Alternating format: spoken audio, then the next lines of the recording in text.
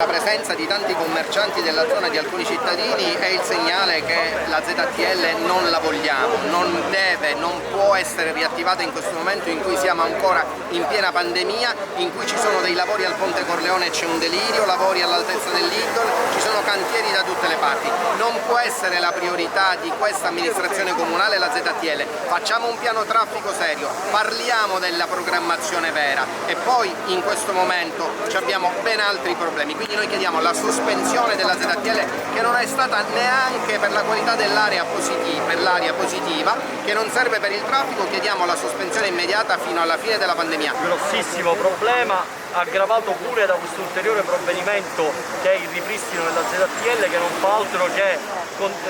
penalizzare i cittadini che devono attraversare il centro storico pagando una tassa vera e propria, perché di questo si tratta. Noi siamo assolutamente contrari, abbiamo già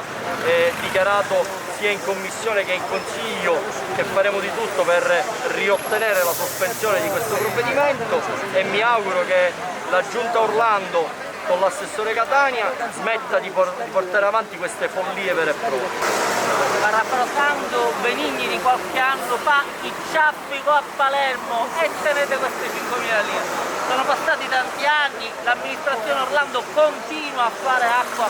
da tutte le parti e vedete la Lega, la novità è che oggi si riorganizza, mette in campo un'offerta politica capace di garantire certamente una svolta in questa città, lo fa con il voto moderato di tanti uomini e donne che scendono in campo con un'idea chiara per la città, un'idea di sviluppo, di rilancio che sappia ad esempio coniugare i termini di mobilità, i temi del trasporto pubblico locale con i temi della metropolitana, le periferie che vanno collegate al centro, tutta una serie di temi che sono al centro dell'agenda politica della Lega, che si candida a governare all'interno di una coalizione di centrodestra unita da qui a poco più di un anno in questo. Perché c'è una crisi da morire, non ci voleva pure questa ZTL, anche non si può camminare, le regioni intasata,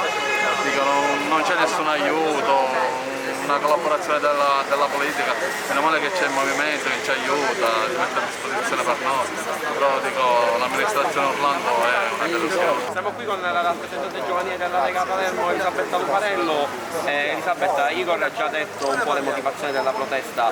quello della mobilità è un problema grosso per la città di Palermo.